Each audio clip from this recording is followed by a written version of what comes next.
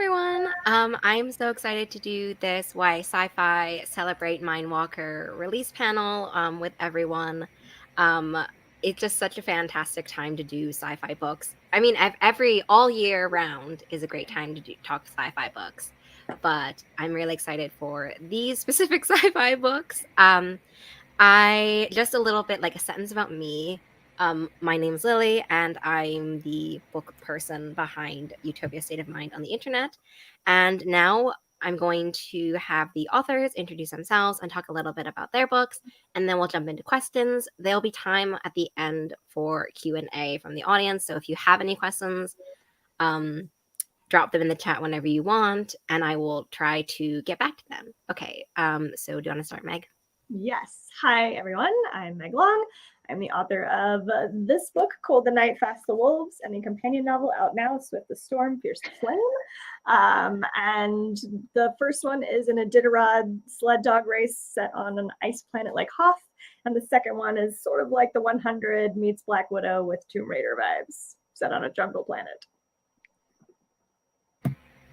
I'm Claire Wynn. I'm the author of City of Shattered Light and City of Vicious Night, which is going to be the conclusion to the duology. City of Shattered Light is about an heiress who has to join forces with a queer found family of smugglers as they try to outwit a monster artificial intelligence that is corrupting the outlaw planet that she's found herself on.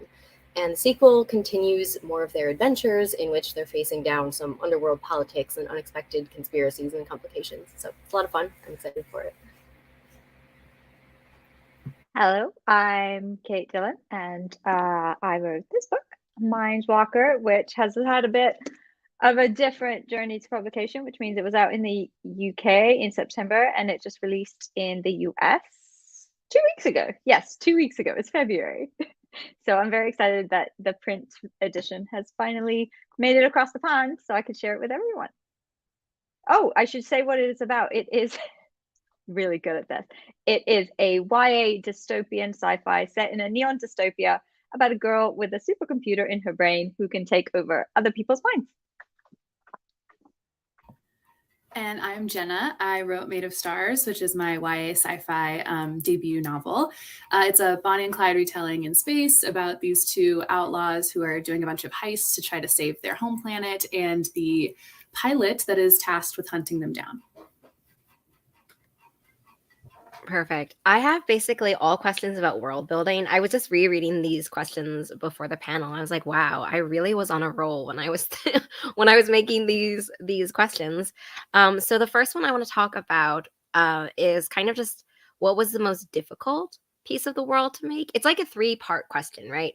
So it's like most difficult, the most fun, and then the third one is the one you want, or like a piece of the world you wanted to use, but then didn't end up using for whatever reason.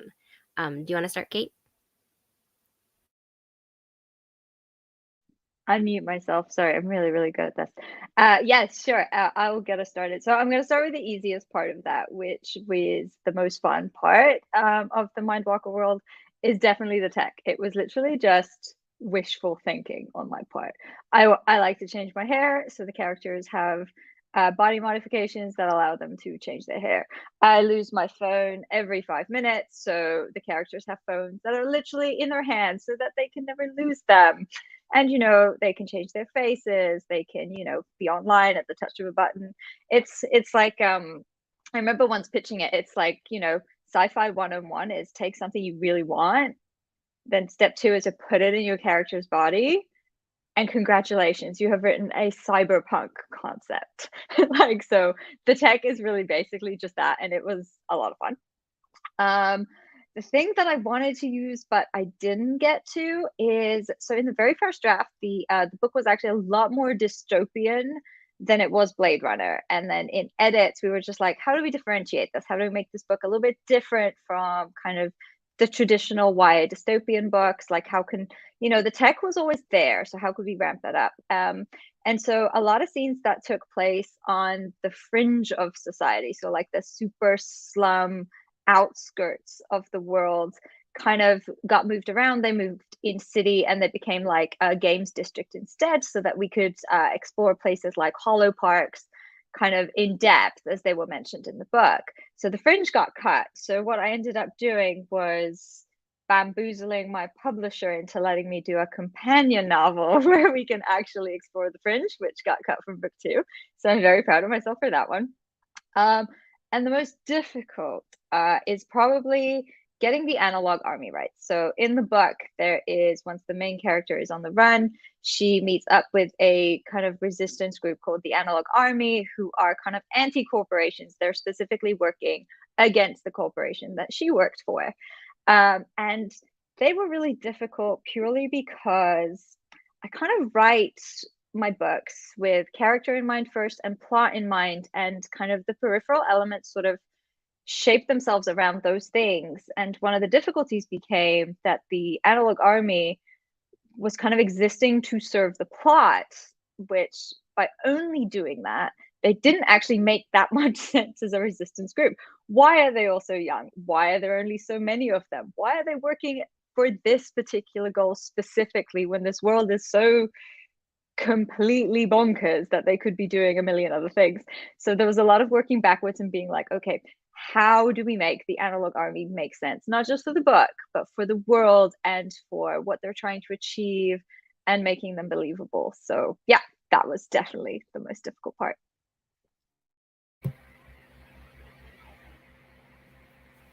I'm good to go if you guys are okay with that.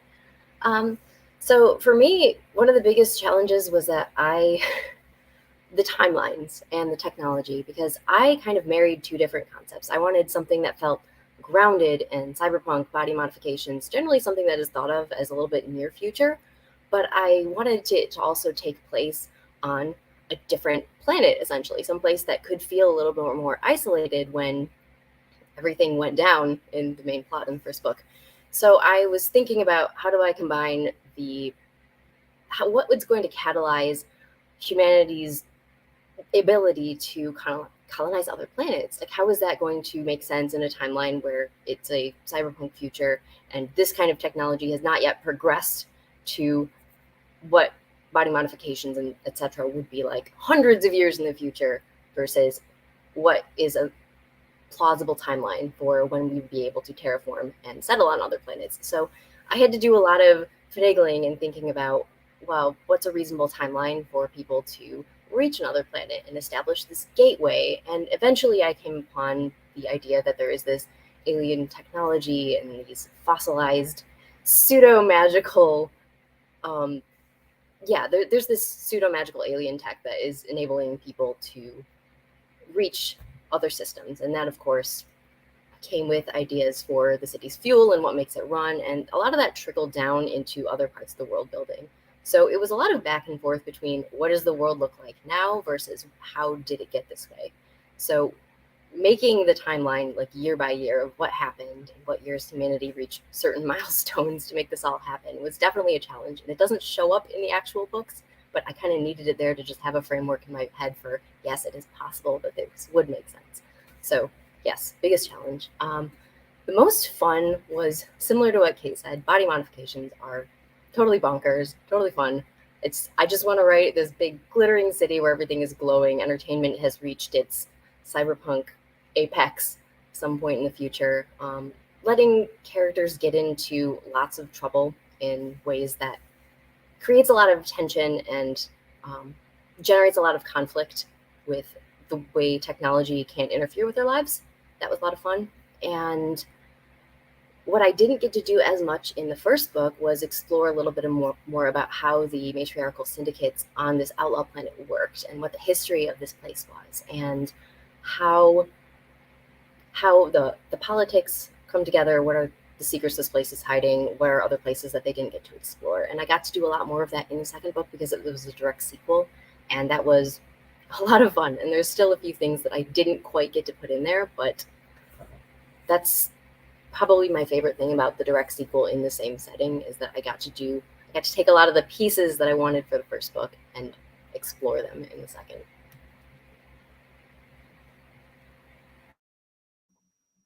I can go next. So I'll start with the most challenging. I also think the world building was challenging, especially when you start in the first book and you have to expand it in the second book. But what I really actually want to talk about is the fact that my main character, Remy, she is genetically modified. And one of the things I didn't want to do was do like a typical super soldier kind of thing or assassin. I feel like that's very much done. And I wanted to make a different approach to it. So I kind of made it so she's like a perfect spy. She can blend in, she can read body reactions, she can like say what people want to hear so she can get information from them. So it was really a fun challenge to try and make sure that she felt like a super soldier, but she didn't have any of the typical like super soldier powers. You know, she can fight, but it's not like her main thing. That's not what she was like engineered to be good at. And the same with Kieran, who's like one of her other genetically engineered squad mates, who's sort of a foil for her in the book. He's a little bit different from her too. He's like a master planner, manipulator. So it was so easy to try and just let me just do super soldiers. But I was like, no, I want to make this a little bit different, a little bit deeper, a little bit more complex. So that was challenging, not to just rely on the easy stuff. The most fun for me is actually the jungle that they're in. I don't like the wilderness in real life, but in books and movies, I love wilderness. So I made my jungle just, teeming with like creepy crawlies and evil monkeys and like giant crocodiles, whatever creepy, swamp jungle monster, I stuck it in there. Even the vines are like aggressive and will grow on stuff. So that was the most fun for me.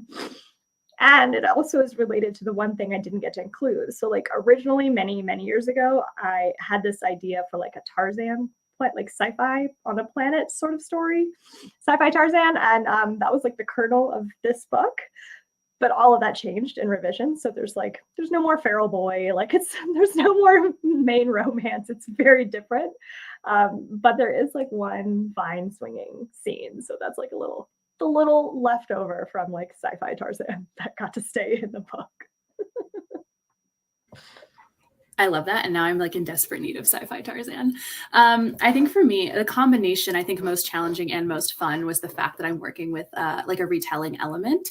So it was really fun for me to do a bunch of research and figure out what like sneaky little references to like real historical events I could put into the story. So that I had a really good time with that. I love research in general.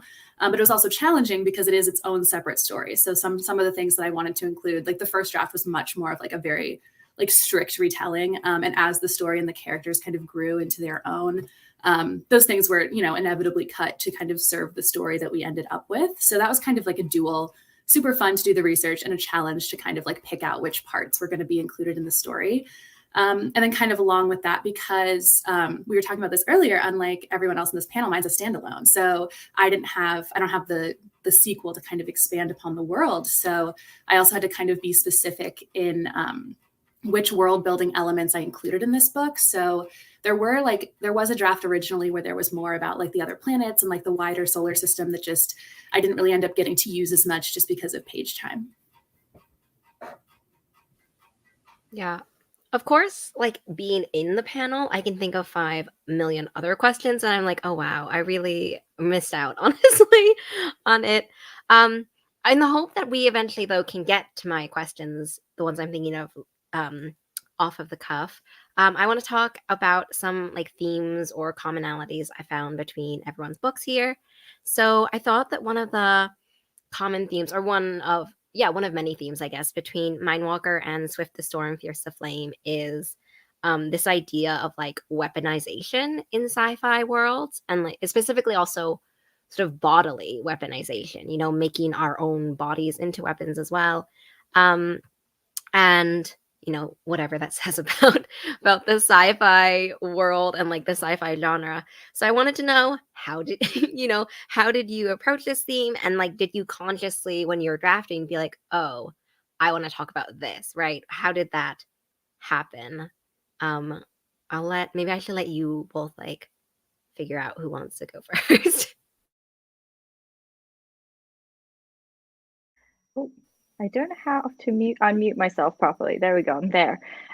So I'm going to go first just so that I can totally tell on Meg, because if you don't know, if you haven't heard us talk before, both me and Meg are obsessed with a show called Dark Angel, which was like late 90s Jessica Alba, and it's like a sci-fi dystopian about a girl who is essentially a super soldier living in a dystopian world, kind of in hiding. We are obsessed with this show. It's like our number one obsession. And you can definitely kind of see that in our books, but it's really, really interesting how differently we kind of approach these things. So for me in particular, there was an episode in that show. It was, I can't remember the name of the episode, but it featured these red soldiers. And they're basically these soldiers, and they're given this implant that they put in their head, and it gives them like all sorts of like super strength, and they don't feel pain, but it also shortens their lifespan to like 6 months. And like that's my favorite episode of the show. And obviously it's not exactly what I did with Mindwalker, but there were so many ideas there that I really wanted to explore, not to explode, although I do like exploding things. So like this idea of an implant that kind of, you know, shortens your lifespan but gives you these kind of amazing skills is just an idea that stuck with me for like years and years and years. And so when I finally got the idea for Mindwalker, the first kernel of that idea was literally the first line of the book, which is, it's impossible to ignore an alarm that's going off inside your head. So automatically I was already at, okay, they've put a computer in her head.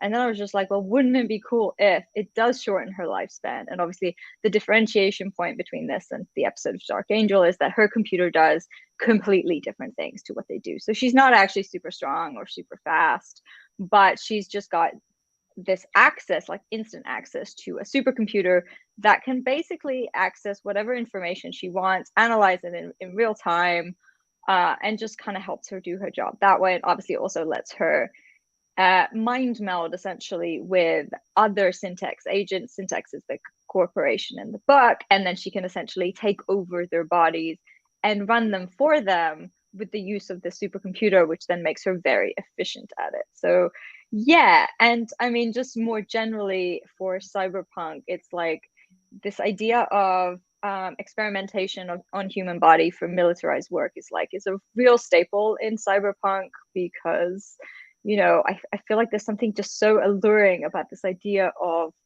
you know, human agents but better and enhanced and can do the stuff that, you know, we currently would get caught for. So it's like it's a real big theme in cyberpunk, and it's just there's so many possibilities to explore, this is what makes it so fun.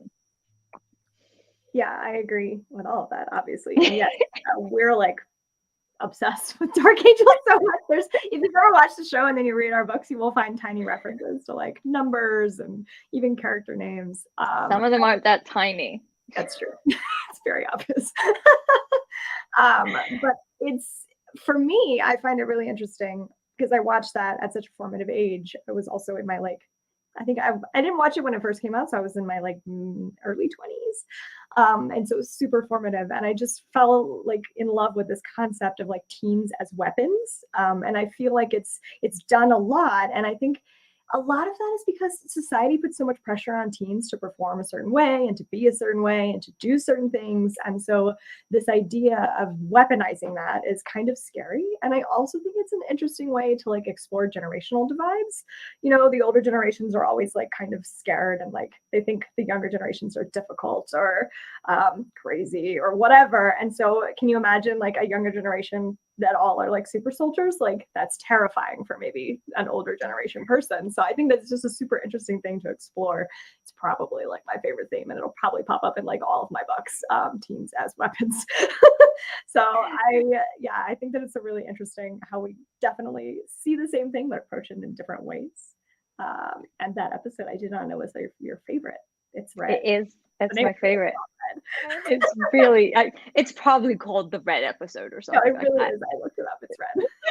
But I just want to build on something you said quickly, which is that this divide and kind of using children and kids. There's also this kind of like, if you're going to turn children into super soldiers, at some point you have to convince them that they're not evil and that this is good and that actually, you know, they're doing this for a purpose. And I think that's much easier, especially with propaganda techniques and almost kind of cult behavioral modification techniques, to do that to children while they're impressionable and their brains are still developing. And so if you get them young, they're not going to question as much as an adult would. So it just really lends itself really well to that. Yeah, the brainwashing element is definitely there in both of our books, I think. We do love a little brainwashing, don't we? Yeah, as you were saying that, I was thinking, I was like, oh, this idea, right, of kind of like weaponizing hyper academic productivity, right? And then I was thinking as I was reading, I was like, or as I was listening, I was thinking, I feel like I read a book just about that recently. And I was racking my brain for it so I could like, be useful sitting here. And so one one of them, I just read Some Desperate Glory, and that which is an adult sci-fi, but that also has exactly kind of what you're talking about, all of what you're saying, right? Like formative young age, propaganda, weaponized scoring of some sort, like hyper compet compet competitiveness competitiveness is the word. So I want to also talk about City of Vicious Night and also Swift the Storm, Fierce the Flame, as both kind of like these book twos or sequels. And I want to know if I want to talk about like what it is like to draft a series ender, in terms of plot and character development, and if you had any unexpected challenges. Because I know also that book twos are hard, apparently, and book two as series enders or like sequels, I could imagine are like double hard. Do you want to start, Claire? Yeah, so I actually had kind of an unconventional journey with this duology in that the first book was acquired at the absolute height of the pandemic, and this was just when everyone was starting to get laid off and release dates were being pushed back, bookstores were closed, nobody knew what was going to happen. So I did not have a 2-book deal. It was just like, we're going to acquire the first book and see what happens, and then we'll look at book two. So I know that I heard from a lot of people who were on contract that the second book was so hard. And for me, I didn't have the pressure of writing it under contract. So I think that really worked in my favor because at that point, I had been thinking about these characters and their world for years by the time I was just starting to edit the first book for publication. And by the time I sent off the last developmental edit, something clicked and I was like, I'm ready to do this. I want to get at least a few chapters of the sequel finished so that my agent can pitch it when the time is right. And I just couldn't stop once I started because I knew where it was going. I knew the characters so well. I knew their world. I had, even from drafting the first book, I had a pretty good idea of where I wanted a lot of the eventual story and characters to go. So I had all those notes, but I also had more ideas that had been percolating for the past few years. So I drafted it. It was the fastest first draft I ever wrote, and it was also one of the cleanest, probably. So we sent it off. God, it was February 2022, and they offered on it within 3 days. So that was really exciting. It's been bittersweet to wrap everything up.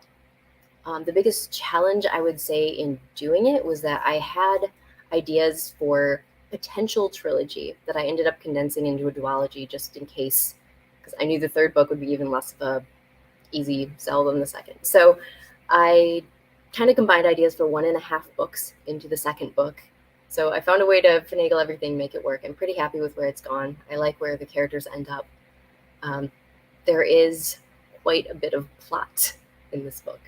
So I was forced to really think a little bit more about outlining as I drafted this book. And it was challenging in some ways. It was challenging in some new ways, but I do think that I would not have been able to write this book at any other time in my writing life because this took pretty much everything I had to draft it the way I did. But I am happy with how it came out. I love that because your sequel is so good. I've read it and I have to say it was like the plot was great. The character, it was just so like, yes, yes. Every time I got to a new twist, I was like, yes, it was so good. So great job. I'm very jealous that it was an easier draft for you than it was for me. Yeah, second books are hard on contract. I don't know what changes in our brains, but something does. And partially in my case, I had put this character in Cold the Night Fast the Wolves, Remy, and she's a fan favorite. She's my favorite. And I had stuck her in there from like another book idea just to see if she would work. And she did. And so I didn't really, oh no, I'm freezing. Did it come back? Okay. I didn't really know what her story was. So I had like I said, Space Tarzan and like a little bit of she's looking for somebody. That was kind of it. And it took me many, many drafts to figure out what her journey was. She was trying to tell me, and I didn't want to listen. So it was like 4 drafts before I even sent it to my editor. It was a lot of work. Kate read one of the early ones. Thank you, Kate. And so for me, the character development was the hardest because in the first book, it was so easy. The whole story was like Senna's story, and she's like found like trying to figure out her family. Like it was like just such an easier storyline. And Remy was so overly complex. And so she almost killed me with all of her drafts. But I did end up like same. I ended up really happy with the way it worked out, but it was definitely like a roller coaster of like, maybe it's this. And then I did like revise the whole draft. And then my editor was like, I was like, okay, maybe it's this. Let's try it again. And like, let's take the romance out. Let's put it back in. Let's like minimize it. It was intense, but yeah, happy it's done and happy the way it turned out.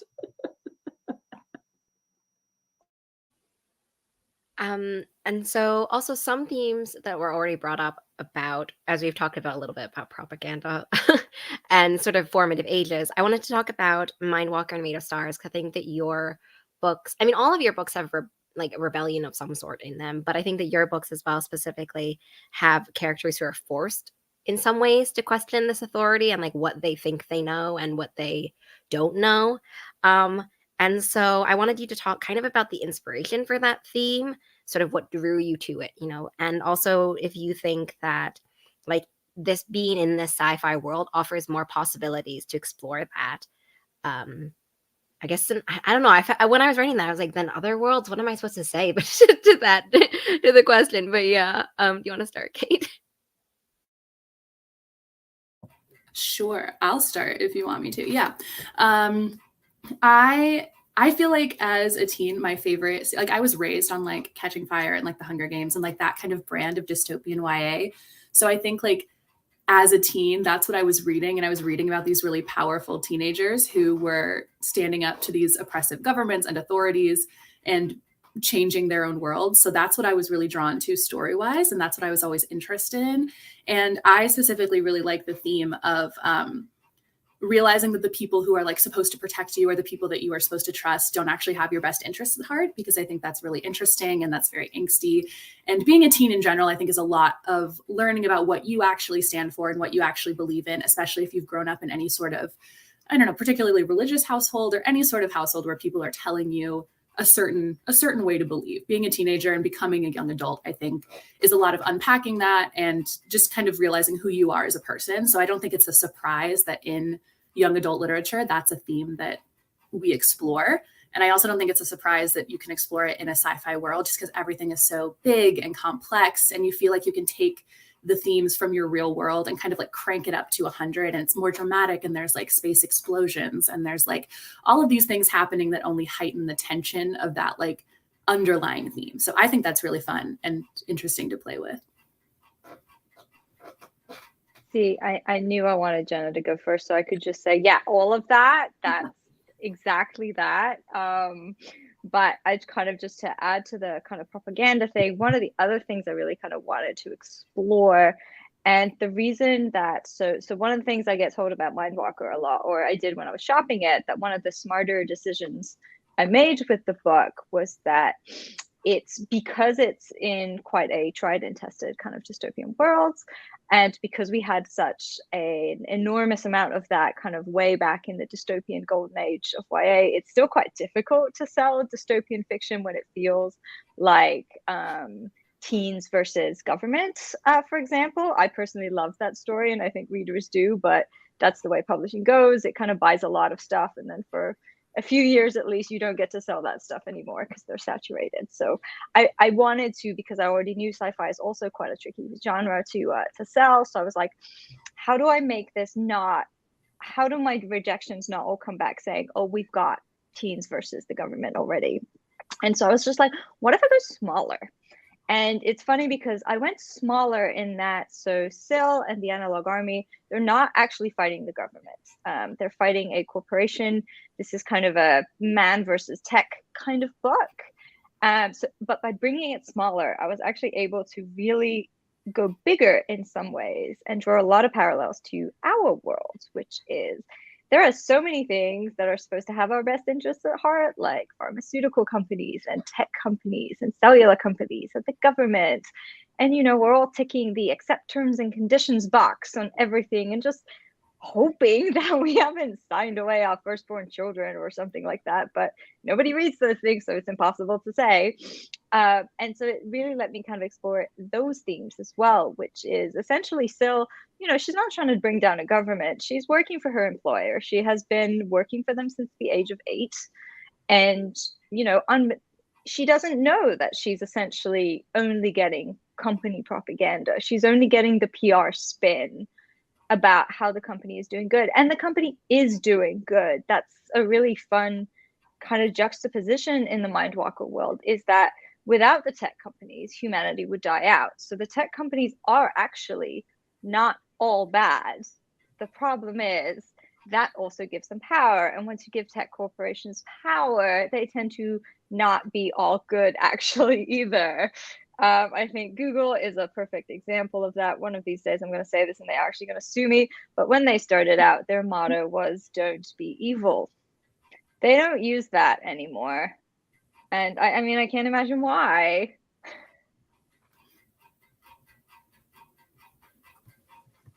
I feel like TikTok recently is on an agenda for me to rewatch all the Hunger Games movies.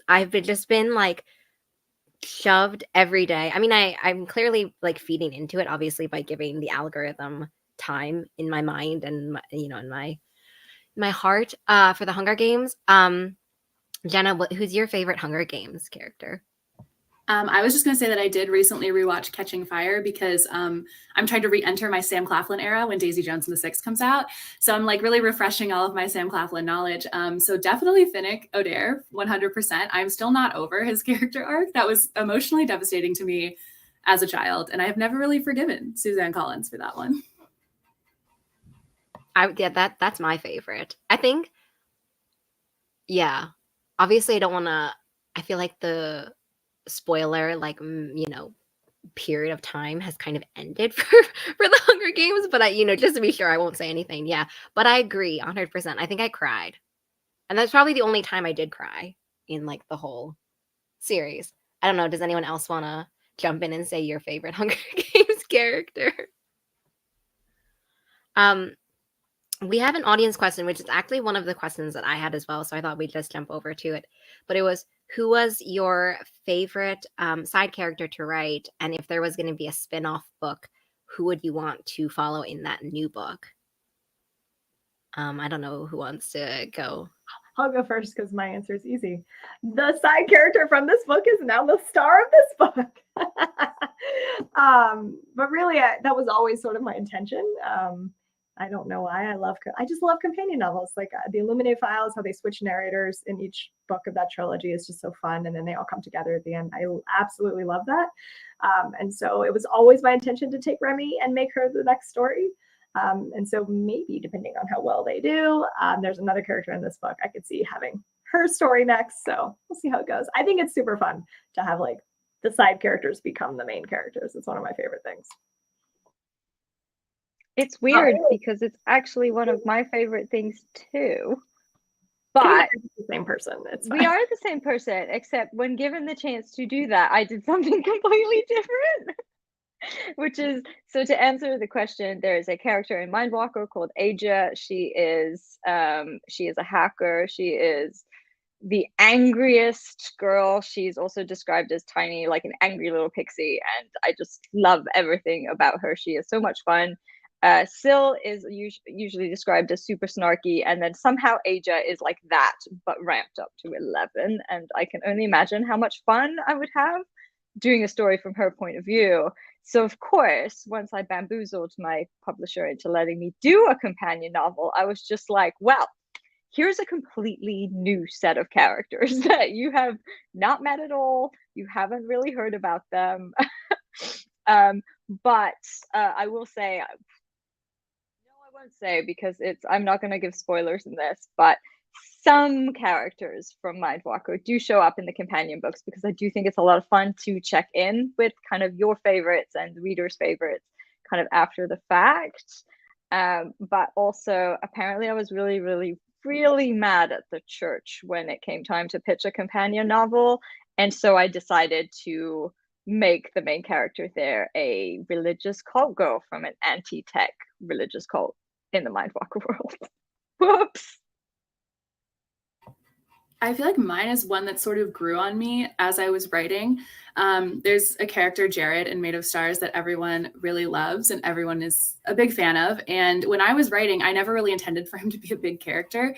Like, he was literally going to die at multiple points throughout the book as I was drafting it. And then everyone was like, maybe you shouldn't do that. And I was like, okay, if multiple people are telling me this, I guess I'll keep him on page.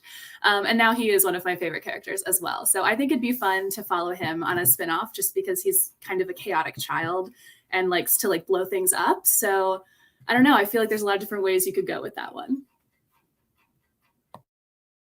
So I think anyone who's read City of Shattered Light knows the answer to this one, but Meg, I love you. So I even before I had an agent for this book, I had people asking like, are you going to make a spin-off from Morphet? I love her. And it was super unexpected because I really enjoyed writing her. She was actually the first character to be fully developed on the page. Like, from the first draft, I knew who she was. I knew what made her tick. She's this tiny cybernetic terror of a bounty hunter who's just, she embraces the fact that she's very young looking and feminine, and her bubblegum, her butterfly hair clips, everything about her is just, she does what she wants. She doesn't care how people perceive her, but they're still terrified of her. And she's a lot of fun to write. So there's been a lot of Morphet love. She came back in the second book in a big way. I've gotten a lot of great comments about her. I've gotten some great fan art for her too. I love her. And I really want to explore more of her story. There wasn't quite enough room to do it in the second book to conclude a duology. So I really hope to be able to share some news soon. I know Meg knows some stuff, but yeah, let's just say that there is a very real potential that you'll be seeing more of her in the future. I am the president of the Morphet fan club. I'm obsessed with this character. I'm sitting here a little mad that I don't know what Meg knows. So both of you are in trouble later. And while I'm at it, Jenna, you're in trouble too, because your pub refuses to send me your book. So I'm going to come over there. Do you want it? I'll send you one. It's just, see, this is why I did this now, because now she's on records and you can't, no takesies backsies. I got you. I'll email you. Katie's just here to shame us all on air. that is the only reason I came today. That's allowed. Real life propaganda to shame us all.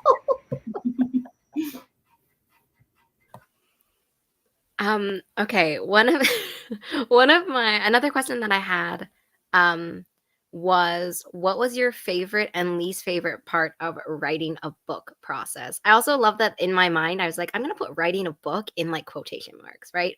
What was your favorite and least favorite part of that process? And also, what advice would you give yourself if you could like time travel? I guess back in time, presumably. Jenna, do you want to start? Sure. So Made of Stars was not the first book that I wrote, but it was the first book that I feel like I wrote like that I felt like had a chance of publication. And this one was interesting because I did a mentorship program with this book. And so I gained this incredible community. I had an incredible mentor. And so I didn't really like know anything about publishing before I wrote this book. So the community aspect, I guess, isn't technically a part of writing, but like it was such a big part of writing this book that I don't know what it would look like without those people. I don't know like where I would be without that program. So I always think of like that community is like the thing that really got me through writing this book. Also because I really hate drafting. Like I hate looking at a blank page and being like, I have to fill that. Like that's on me, unfortunately. I'm like much more of like a revising person. So I think, yeah, definitely favorite part's probably the community. What was the other part of the question?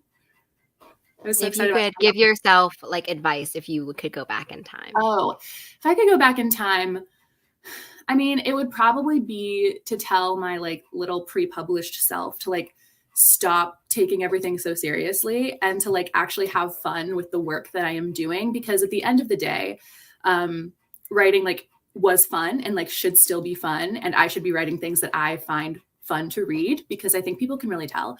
And also, like, that's why we started doing this in the first place, because we had fun with these stories and it was a really cool like escape for us.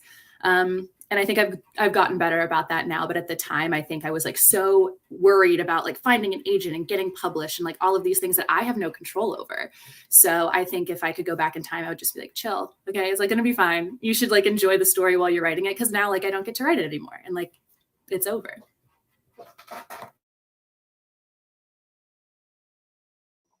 Such good advice. I'll go next. The most challenging part of writing well, let me start with the most fun. I really like all the like pre-writing stuff. So like not just the world building, because I tend to world build as I write. My worlds are very empty when I first draft. And then my editors are like, what's happening over here? And I'm like, I don't know. I'll go figure it out. So for me, it's more like, what is the character arc? Like, what are the themes I'm trying to explore? Like, who are all these side characters? How do they like mirror or foil to the main character? I just love all that sort of development. And then the hardest part is making sure that that comes across on the page. So I hate that part. It's hard. It's so hard. And then my advice for my past self would be like, just let the story be the way it's going to be and don't try and shoehorn it. Because that was what killed me with this book, was just like I wanted it to be this. This is what Remy's story is. And Remy was like, no, it's not. And I refused to listen to that for like 4 drafts. So, and I also really love Jenna's advice. Like, just enjoy it. It's supposed to be fun. That's why we're here. Don't murder yourself in your sleep over this. Yeah, I'm very similar in that I love dreaming everything up. My favorite part by far is when I'm just listening to music, taking in inspiration, and just imagining tens of thousands of possibilities of what could actually be in this book, what it could be, where it could go. And what I tend to do before I start drafting in earnest is I will sketch out little scenes. I will write little pieces, interactions, action sequences that might not necessarily be in the final story, but will just kind of cement how the story is going to be in my head. And the hardest part is when I actually start drafting and I think, okay, which of these can actually be in the story? Which am I going to have to leave out? What direction is the story actually going to go in? Because at that point, every choice you make, you're closing off thousands of other possibilities. And that's terrifying in early drafts because everything seems so malleable, but it's also, you don't have anything solid to work with yet. So that's very difficult for me. I like the beginning and I like the end when I actually have a product that I can revise and do stuff with, because then it's like there's less pressure to be like, oh man, there's tens of thousands of things I could do. But when you're revising, it's like, nope, this is the story. There's very few things I can do with it, so I'm just going to make it the best I can. So yeah, everything in the middle, everything in between the initial concept and revising just sucks. So what I would tell my younger self is I used to have so many story ideas that I would toy around with and never really get anywhere with. And I think what I needed to understand at that point was it's great to explore your creativity, but at some point you do have a niche. And if you try too hard to move out of what you're comfortable with and what you might be good at, it's just not really going to seem authentic. It's not going to seem right.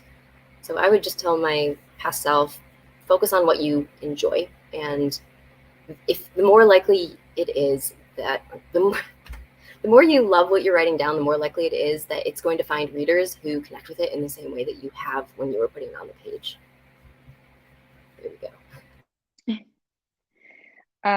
Okay, so the real answer to the most difficult part is drafting, because pure creation terrifies me. It's like, if you're one of these people, if you're like me, which is like every night you have to decide what to have for dinner, and that takes a solid 3 hours, and in the end you're eating ramen out of like, not even with the sauce because you're out because you couldn't make a decision.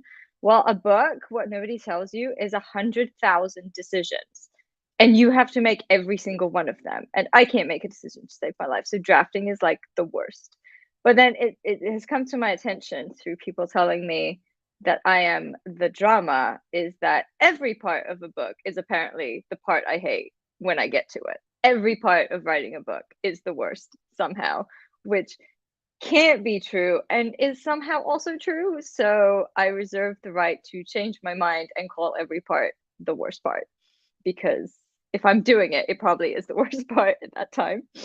Um, the best fun process is any scene that has banter or a conversation. I really like dialogue. I mean, banter is like god tier, so it's like up here. But like any scene that's a conversation, conversations are like these giant puzzles where you know what everybody has to say, but anytime somebody says something, it needs to trigger a direction and a reaction from the other characters in the scene. So if you've got X amount of things, like you need to cover 10 subjects, you have to figure out what order the characters are going to say these things and how they're going to say these things so that it doesn't feel weird that the character hasn't pushed the conversation in a completely different direction. Like you can't say something like Google blew up Bing and then move on to the next thing on your list, because somebody would be like, wait, Google did what now? It's like they're really going to sue me if I keep using them for examples.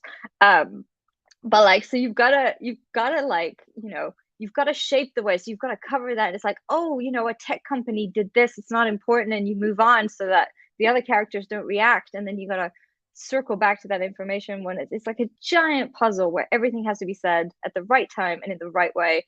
And that is just fascinating to me. But obviously, as I'm doing it, it's the worst part of writing, and I absolutely hate it.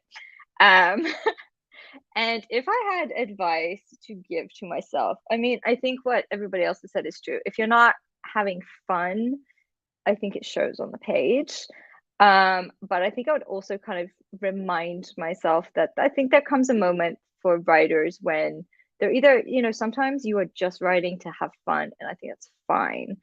And I think there comes a moment for a lot of writers when the realities of the publishing industry sort of creep up on them, and you start to realize that actually publishing is a business, and it's not necessarily looking to put out the most amazing or the most boundary pushing or the most experimental. They're not necessarily looking for the books that do the most of anything. They are looking for the books that will sell the most of everything.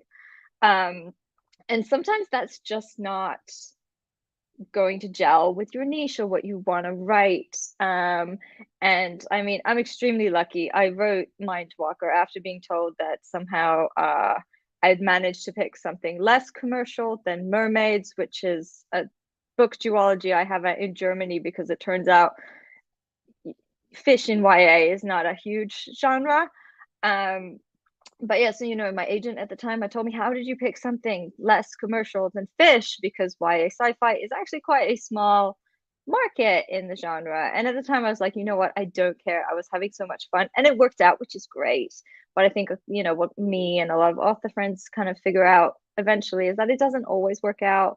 And sometimes it's really good if you want to kind of really kind of increase your chances at publication, but also not lose the love, is to figure out what you're really good at and what you could do in pretty much any setting.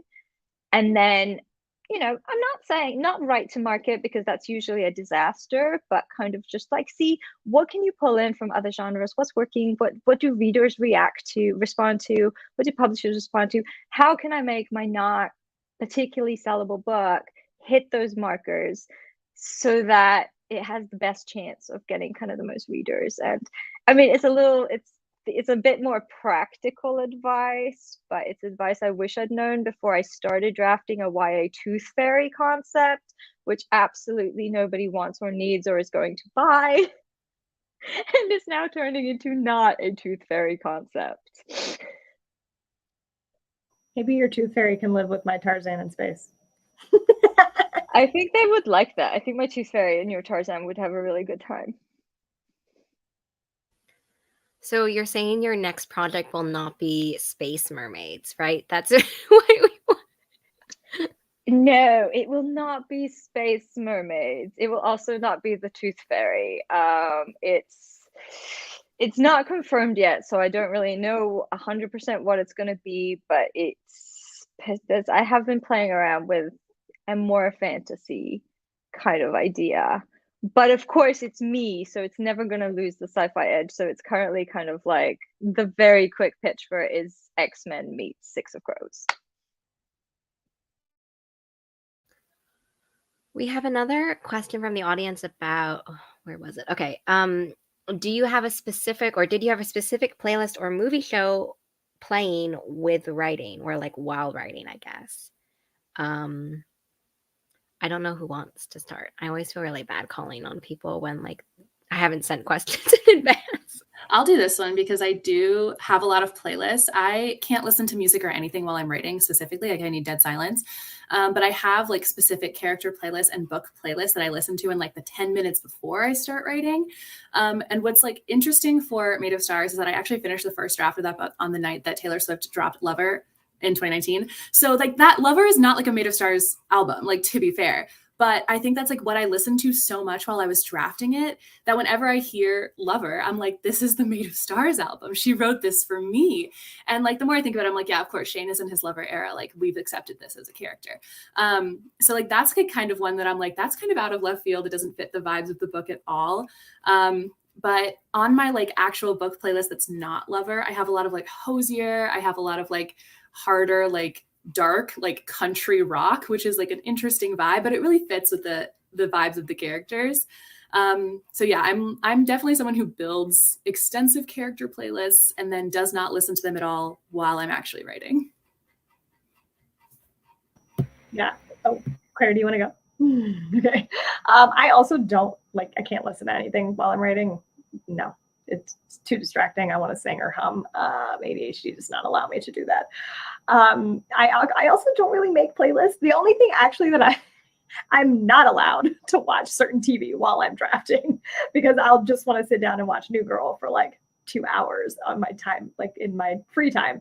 And so I'm not allowed to watch like sitcoms or any of my favorite stuff while I'm drafting because I will choose that over drafting. So I'm kind of the opposite. No, finish the words first, and then you get a TV show reward. I have made playlists, but I don't know. I don't really listen to them. I have songs though that like when I hear them, I'm like, there's a story idea that I want to do with that song. So maybe one day. I also have a Taylor Swift like album that I want to be like, I'm going to turn this into a book. It's Reputation. Spoiler alert.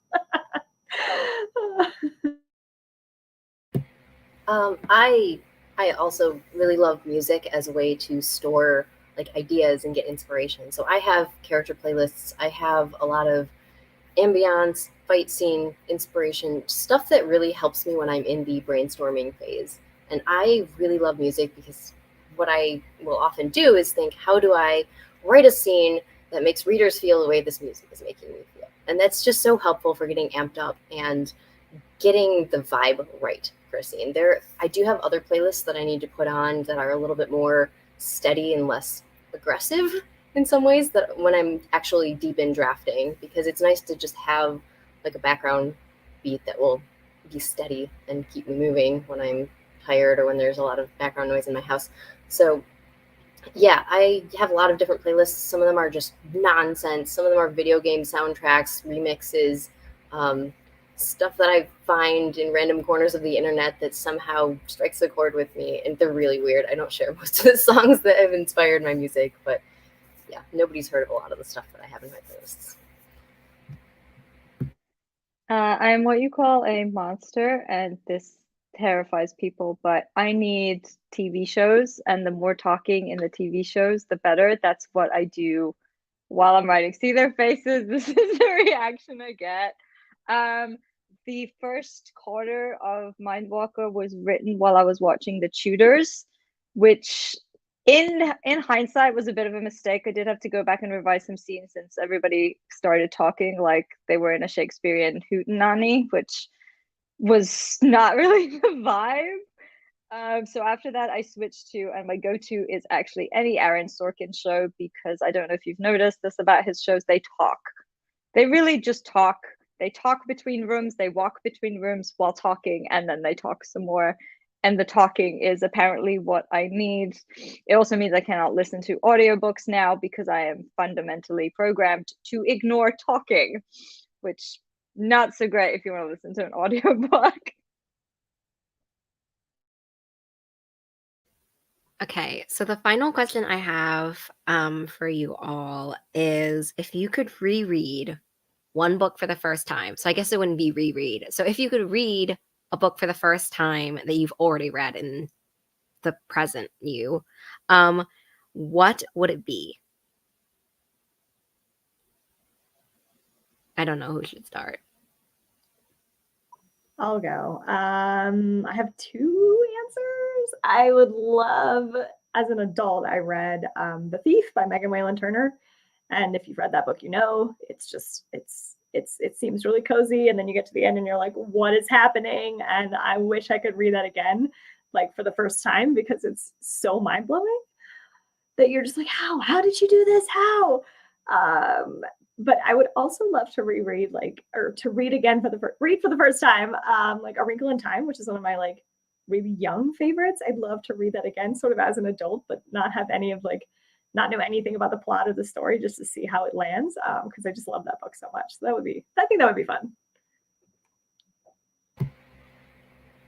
For me, a few favorites are Sanderson's Mistborn was really formative with how I think about fantasy world building and how to write fantasy that feels grounded in character, but with a magic system that really makes sense for the world and is tied fundamentally to the world and the entire concept. It all comes together so well. So I love that. Six of Crows was another one that is just so much fun to be introduced to those characters.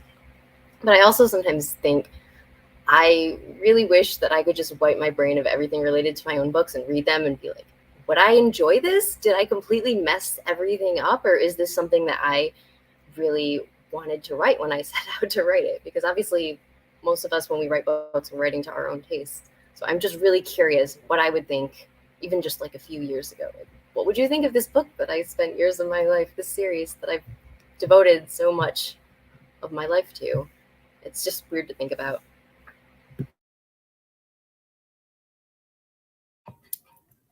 One that I read kind of recently that I would definitely want to wipe my brain and read again is Legendborn by Tracy Dion. I feel like that was just like such a good melding of like plot and characters in a way that I was like, I would like the ability to do that transferred into my brain. Thank you.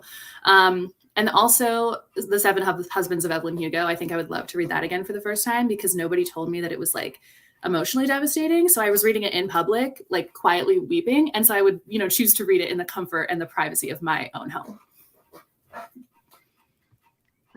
I think, and I only read this, but I sort of missed the hype when it first came out, but the Bone season. And so, I'd heard more and more and more about it. But I was really out of the book sphere for a while. And by the time I kind of saw it again, I was already playing with ideas for Mindwalker, and I went to Goodreads and I read the synopsis and I was just like, fuck, I just rewrote the Bone season. Like, because synopsis wise, they pitch incredibly similarly. And I was just like, great, if you're going to rip off a book, Samantha Shannon's probably a great target for that. That's nobody's going to notice. But then I actually, got over myself and was just like, I really want to read this book. It sounds exactly up my alley. Like, so much so that I think I'm writing the same book. And I actually read it and they're not at all similar. Well, not even a little bit. They both have an element of dystopia to it. That's about as far as the similarities go. But it's the reason I would want to read this again is because I don't like, based on the synopsis and what I thought it was, I had in my head that it was kind of like a dystopian Six of Crows. And so I was really expecting the story to go one way. And I can't remember exactly what chapter this happened, but it's fairly early in the book. So it's not like a late twist. But I was just like, oh my God, what just happened? Like, where did that come from? This is not the story I thought it was, but somehow it was better. And like, I think once you know that twist, you're like, there's no unknowing it. You can't get that out of your head. But just like going into it blind and being like, so that's what this book is about. That was just so cool. And I would absolutely love to do that again. Yeah, I'm considering picking that one up actually because I heard that there's going to be a 10th anniversary edition, which has been Completely re-edited. Yes. Yeah, I was going to say like something has changed. It's been like It's been so I think with that they basically gave Samantha Shannon, the author, the opportunity to go back and make some edits to it And I think if you follow her Instagram, you'll see that she was like opportunity. And so I actually just watched her do an event for A Day of Fallen Night the other night, and she definitely said that if you're going to pick up the Bone season, just wait a couple more months, because the anniversary edition is kind of like, you know, it was her chance to rewrite her debut basically 10 years later. So it's smoother, stronger, and yeah, like I would hold out, because I haven't like, you get the best out of that twist, and just go into it blind. Don't even read the synopsis, just see where the story takes you, because honestly, when you figure out what the story is about, it's like, oh my god. Yeah, I think that's good advice. I'm reading Pride of the Orange Tree right now, but like a chapter a day, because I was like, this is the only way I could possibly get through this behemoth. So by the time I'm finished, it will probably be when the 10th anniversary edition comes out for the Bone season in like 4 months or whatever. Thank you all so much for joining me at chatting about books, having these fantastic questions, to the audience members also for watching us. I've put all the links to everyone's books in the description box below, so make sure that you check them out and order them, pre-order them, all the good stuff for the books. And yeah, I hope everyone has a really great rest of your day and enjoying these fantastic sci-fi worlds. I think we were talking in the chat about how nice it is that like the variety of sci-fi worlds and like elements and stuff. And I think that this panel is such a great example of like all of the different ways and elements you can incorporate in sci-fi and have it be like really fresh and also not what people might expect if you just hear like sci-fi or something. Thank you so much for having us. Yes, thanks for having us. This is great. Everyone.